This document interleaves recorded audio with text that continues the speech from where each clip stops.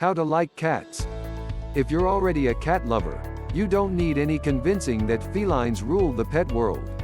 But if you've never spent much time around cats, or you had a bad experience with one in the past and don't feel comfortable around them, you might need a little help warming up to a new whiskered friend. Method 1. Understanding cats.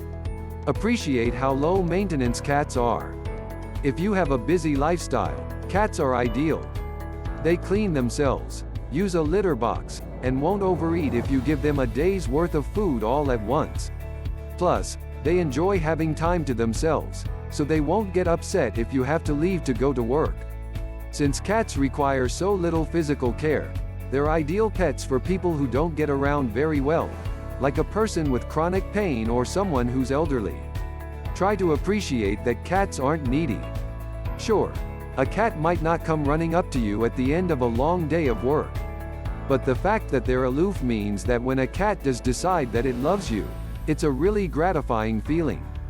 Most cats will exhibit behaviors that show you that it does actually enjoy being near you, like sitting near your feet when you're on the couch or following you from room to room.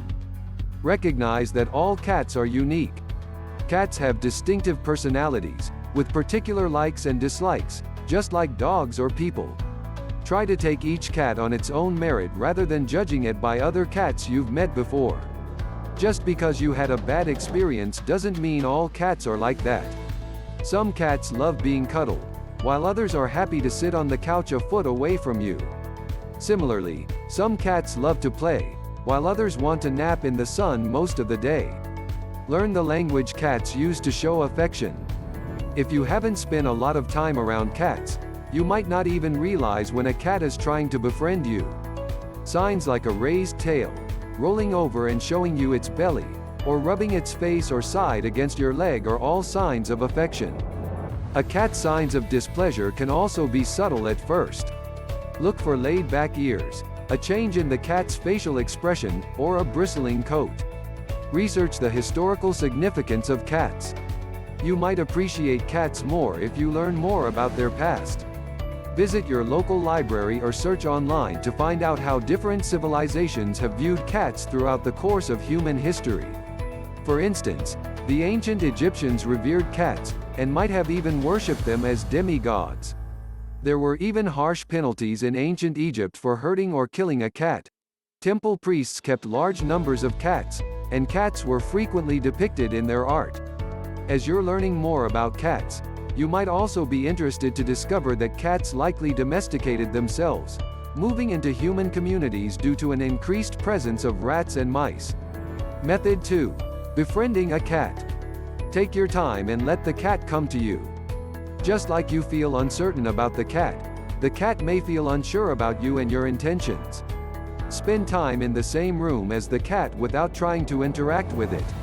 Eventually, the cat will probably get curious and approach you. It may help to scatter treats near where you're sitting so the cat will be more tempted to come near you.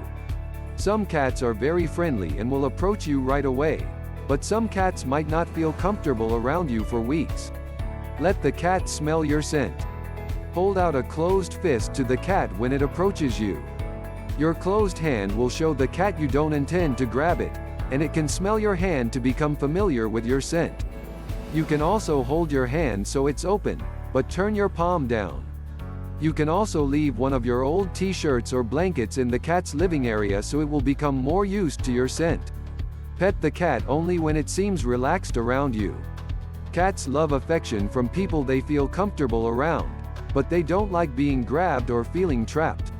Try lightly scratching the cat between its ears or behind its whiskers, or run your cupped palm all the way down the cat's back. Cats usually don't like being touched on their paws or their bellies, so avoid those areas.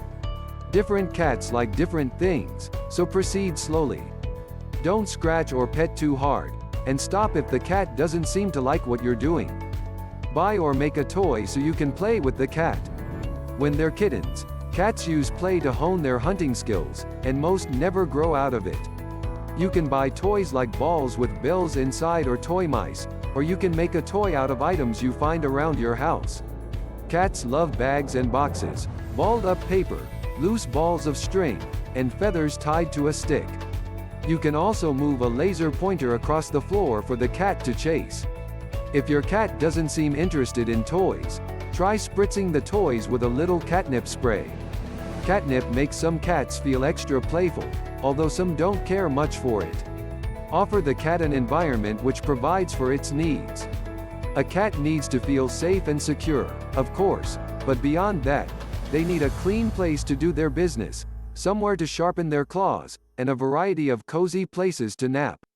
If your environment doesn't provide these things, the cat is likely to act in a way you see as misbehaving, scratching the furniture, for instance.